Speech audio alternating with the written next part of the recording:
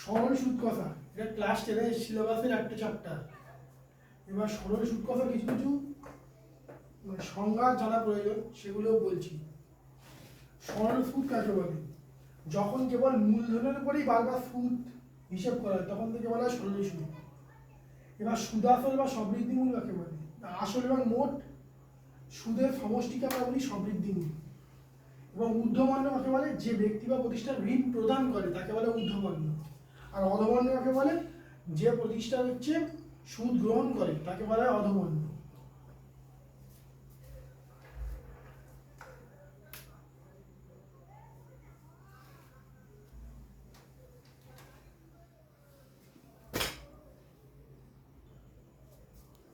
সরল সুদ কথা। এবার এই চ্যাপ্টারে টোটাল একটা মাত্র সূত্র রয়েছে, সেই একটা সূত্র জানলেই আমরা মোটামুটি সমস্ত করে ফেলতে পারবো। সেই সূত্রটা কি সেটা আমি লিখছি। যদি মূলধন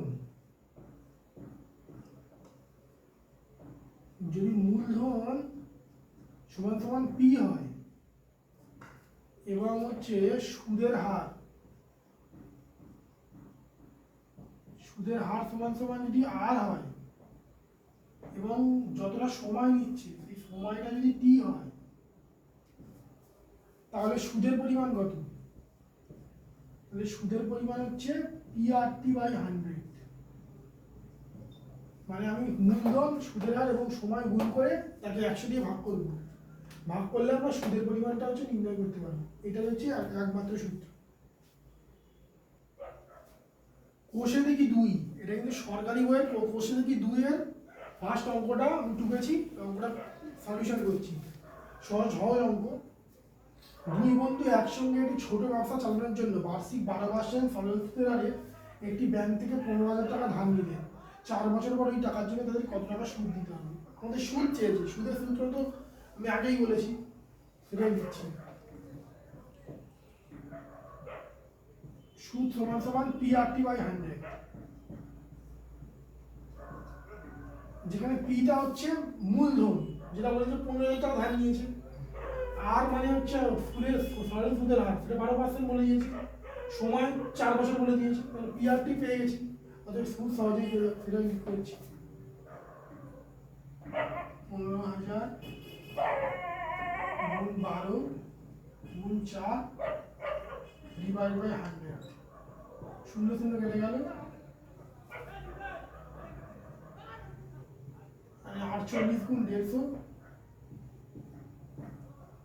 টাকা।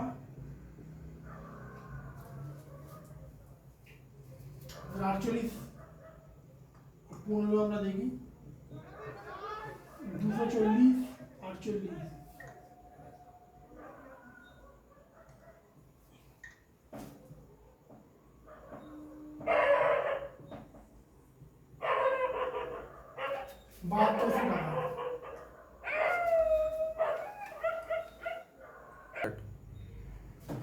নম্বর অঙ্ক। 2005 সালের জানুয়ারি থেকে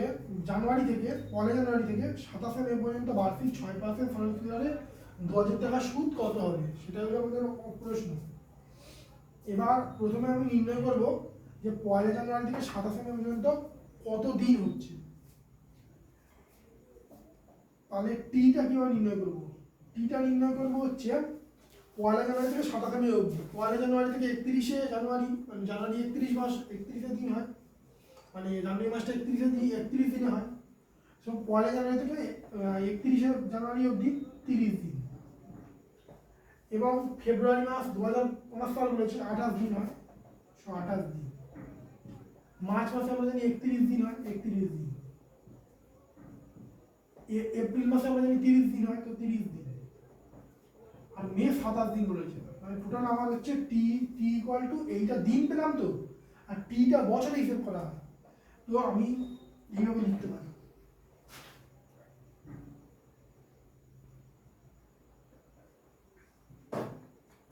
টি সমান সমান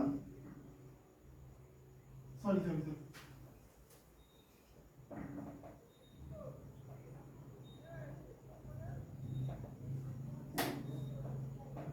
টি সমান সমান এইটা ভাগ 365। এইটা বললে আমরা টি এর মান সহজেই পেয়ে যাবো। এটা হিসেব করি,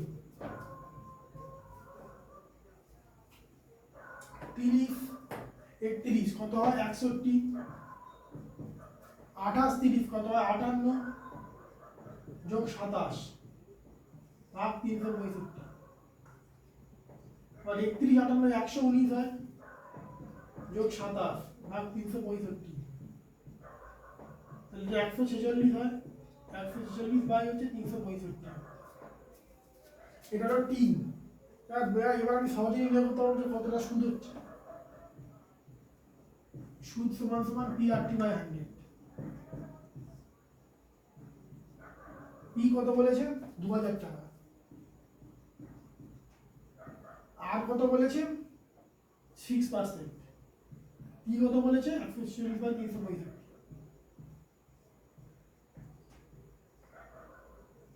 ডিভাইড বাই 100।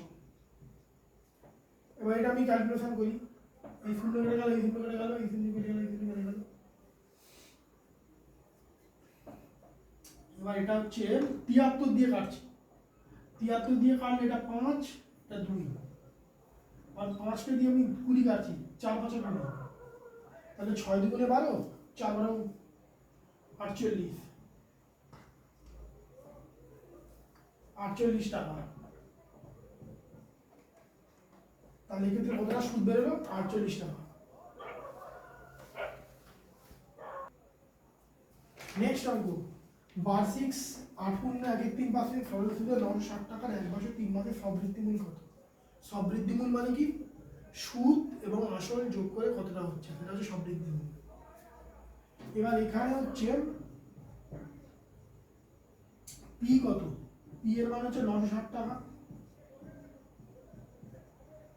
আর এর মান কত, আর এর মান হচ্ছে 8.13% সমান সমান 3 24 25 3, 25 3%। টি কত 1 বছর 3 মাস, মানে 1.3 এর 12 বছর, বছর সমান সমান 15 এর 12 বছর।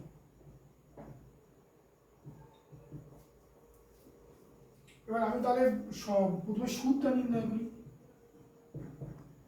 সুদ সমান সমান P R T by 100।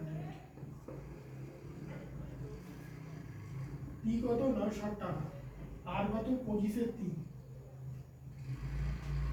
P কত 15 এর 12 ডিভাইড বাই 100।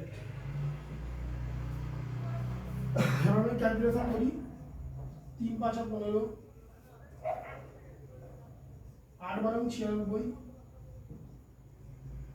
0 0 কেটে গেল, 5 5 25, 5 দুগুণে 10, 4 দুগুণে 8, তাহলে 25 আর 100, সুদ কত বেরোচ্ছে 100 টাকা। তাহলে সবৃদ্ধির মধ্যে সমাজে নির্ণয় করতে পারবো।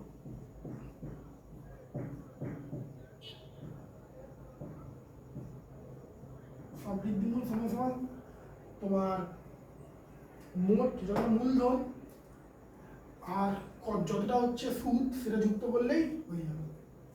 তো 960 টাকা যোগ 100 টাকা সমান সমান 1060 টাকা।